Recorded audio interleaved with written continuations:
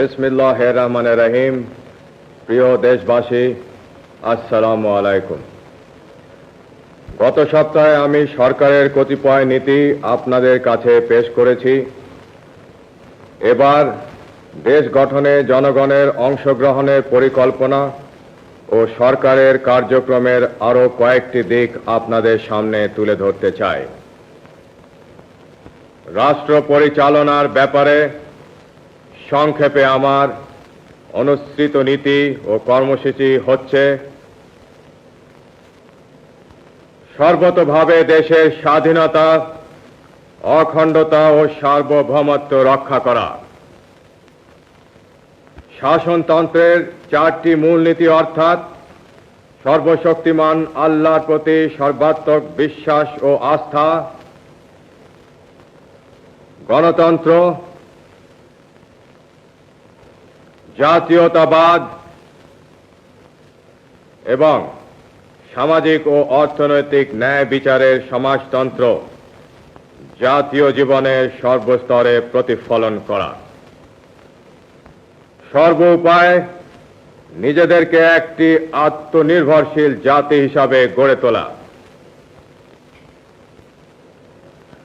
প্রশাসনের সর্বস্তরে উন্নয়ন কার্যক্রমে এবং আইন শৃঙ্খলা রক্ষার ব্যাপারে জনসাধারণের অংশগ্রহণ নিশ্চিত করা। সর্বোচ্চ অগ্রাধিকার ভিত্তিতে কৃষি উন্নয়নের মাধ্যমে গ্রামীণ তথা জাতীয় অর্থনীতিকে জোরদার করা। দেশকে খাদ্যে স্বয়ংসম্পূর্ণ করা। দেশে কাপড়ের উৎপাদন বাড়িয়ে সকলের জন্য অন্তত মোটা কাপড় সরবরাহ নিশ্চিত করা। কোন নাগরিক যেন গৃহহীন না থাকে তার যথাসম্ভব ব্যবস্থা করা। দেশকে নিরক্ষরতার অভিশাপ থেকে মুক্ত করা। সকল দেশবাসীর জন্য ন্যূনতম চিকিৎসার বন্দোবস্ত করা।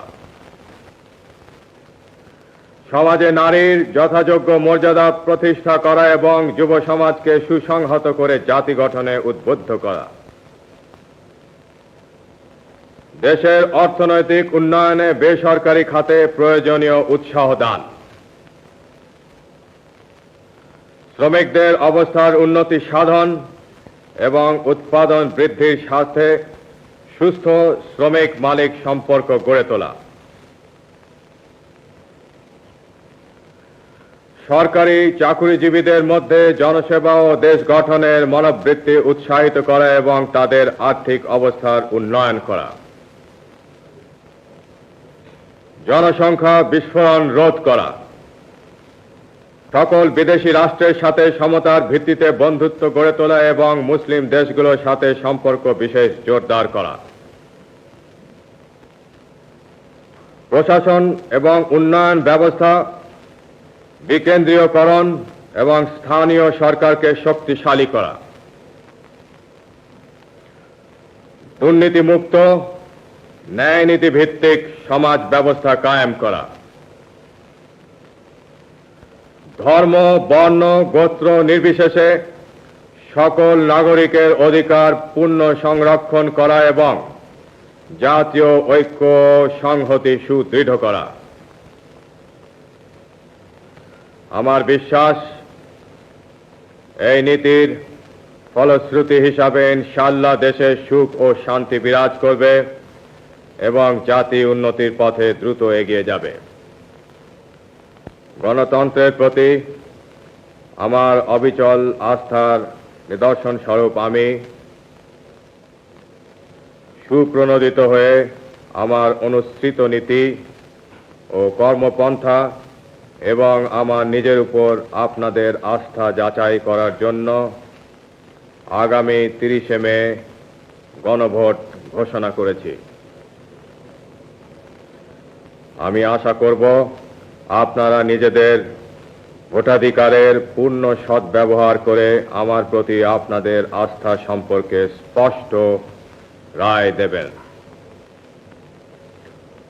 পরম করুণাময় আল্লাহ তাআলা আমাদের চলার পথে নতুন উদ্যম, শক্তি ও সাহস দান করুন।